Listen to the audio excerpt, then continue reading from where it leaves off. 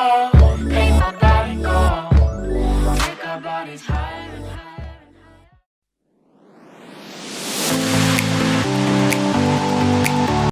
Hello, xin chào tất cả các bác đã quay trở lại với kênh của Văn Học Vlog và mình là Văn Học Lazada. Và trong video ngày nay chúng ta sẽ tìm hiểu về những chiếc đèn pin tự vệ ở trên thị trường. Ok.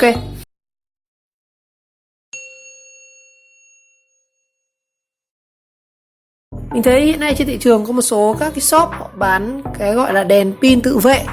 Thực ra bản chất nó là những cái chiếc đèn pin như này. Đấy. Đó. Chiếc đèn pin. Đây là cái đèn pin trước mình có chế này. Đèn pin này là pin đội đầu nha các bạn. Đấy. Hay là chính ra nó là như những chiếc đèn pin này. Nhưng mà ngoài cái chức năng đèn pin của nó ra thì nó có thêm cả chức năng là tự vệ. Tự vệ như là thực ra nó là bản chất nó như là một cái gọi là cái roi điện ấy, chẳng đi đêm như này, và nó sẽ có thêm một cái chế độ mà chúng ta khi mà chúng ta ấn như này, chẳng gặp thằng cướp hoặc là những cái đối tượng xấu, đặc biệt là chị em phụ nữ chẳng hạn, và những cái đối tượng giở trò sàm sỡ chẳng hạn, mình có thể dùng cái chiếc đèn pin đó, thứ nhất là để dọa, thứ hai là trong trường hợp mà bị hành hung chẳng hạn, mình có thể dùng cái đó để tự vệ. Rồi thì vào trong video này thì mình sẽ nói qua một chút về cái cấu tạo của cái đèn pin tự vệ chế như nào. Ok. Rồi đây tất cả những điều này nó sẽ giúp chúng ta sẽ ráp thành một chiếc đèn pin tự vệ. Tất nhiên là trong cái video này mình làm video này với mục đích là chúng ta tìm hiểu, khám phá về khoa học và cũng như là nhiều, đặc biệt là với những em yêu thích về môn điện tử hoặc là những cái sáng chế chẳng hạn, chứ không phải mục đích là chúng ta chế tạo ra những cái vật liệu cũng như là đi hại người chẳng hạn, đi cướp đi các thứ, không phải. Mục đích đó chính là để tự vệ và là nghiên cứu về khoa học. Ok. Đầu tiên về đèn ở đây thì các bạn có thể dùng loại đèn nào cũng được. Thường là người ta sẽ sử dụng cái đèn led, dùng cái đèn nhân led 1W. Ở đây thì mình không có đèn nhân led 1W, mình sử dụng luôn những cái đèn trên Shopee như này. Đèn này đèn trên Lazada, chứ mình mua trên Lazada. Cái đèn này như khoảng 1.500 một cái anh em, nó cũng khá là sáng.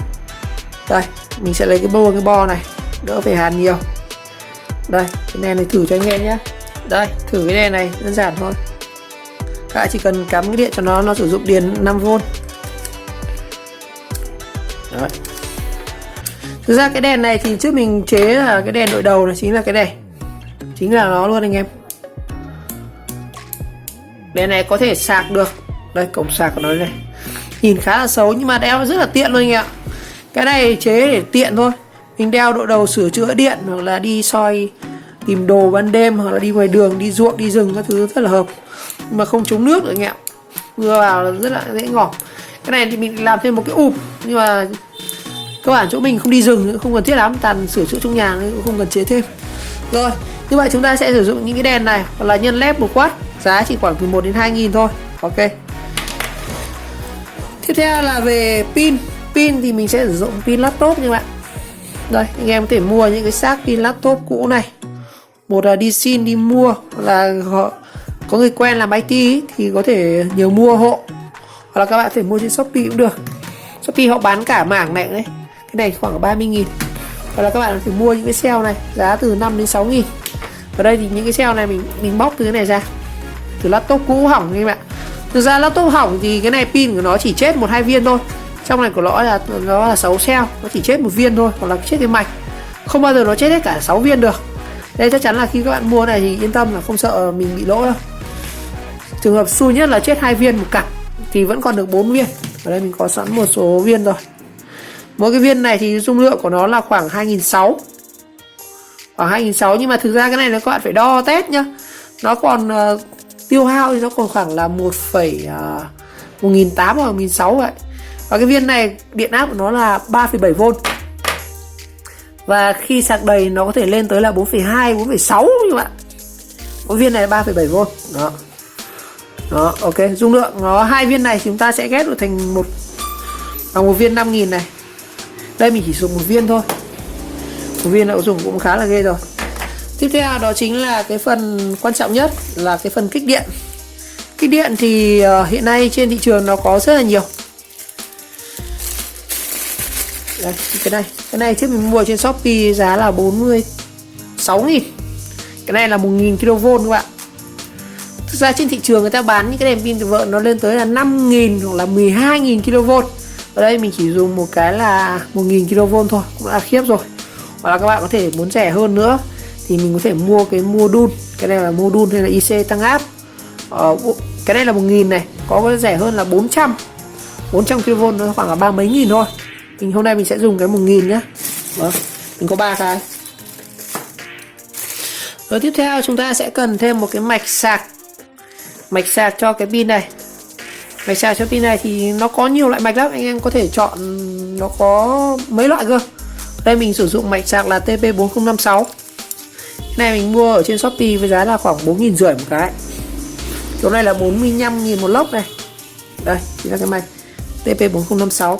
Một số cái loại mà đèn pin tự vệ trên thị trường thì người ta không sử dụng cái mạch này, mà người ta sử dụng luôn là cái tụ lọc với cả kết hợp với diode để sạc trực tiếp từ cái nguồn 220 về luôn 5V để sạc cho cái cell.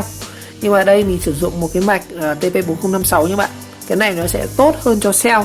Mạch này nó có tác dụng là bảo vệ cho cell này, và nó có tác dụng luôn là sạc. Nó hai tính năng luôn anh em. Và giá nó quá rẻ, 4.500. Dùng cái kia rất là nguy hiểm anh em, nó dò điện ra nó nổ tụ thứ rất là ghê. Cái này thì nó bán sẵn module như này, quá tiện luôn. Rồi, và cuối cùng là mình sẽ cần thêm những cái chiếc vỏ. Những vỏ là các bạn có thể kiếm được trong những cái hộp bánh. Đây, mình có rất là nhiều luôn. Cha mình sẽ lấy cái vỏ, các bạn dùng vỏ nào cũng được. Đây, cái này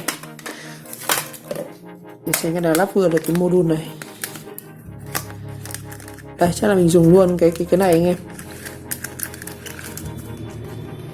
Làm sao mình đóng được cái này vào là được. Đây, chắc là mình dùng luôn cái này, quá tiện luôn. Hoặc là các bạn có thể dùng cái này, tùy các bạn nhé. Ngoài ra thì các bạn cần phải chuẩn bị thêm một số loại công tắc. Ở đây chúng ta sẽ sử dụng hai loại công tắc. Công tắc đầu tiên chính là công tắc đảo chiều, hay còn gọi công tắc là 3 nấc 3 chân. Đây, ở đây mình sẽ sử dụng công tắc là KCD1 các bạn. Nó có thông số là 6A 250V và 10A 125V.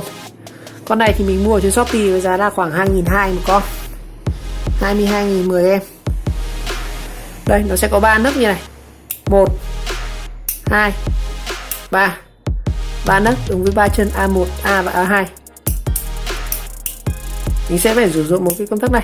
Hoặc là các bạn có thể mua loại 3 nấc 3 chân, 3 nấc và 6 chân cũng được. Thì nó sẽ là một cái con mà nó sẽ thành như này, nó thành 6 chân như này cũng được nha bạn. Ở đây mình dùng cái này rẻ hơn, chỉ có thế này thôi, 3 nấc 3 chân KCD1. Và chúng ta sẽ cần thêm một cái công tắc đề nữa. Công tắc đề nha các bạn. Công tắc đề tức là cái công tắc mà chúng ta nhấn và giữ như này nó mới chạy này. Đây, ấn này nó mới chạy này. Đó, cái này chính là cái công tắc điều khiển cái cực phóng điện của cái module tăng áp này. Đó. Ok, như vậy mình đã chuẩn bị xong cái phần nguyên liệu. Bây giờ mình sẽ nói vẽ qua cho anh em về cái sơ đồ đấu nối như thế nào.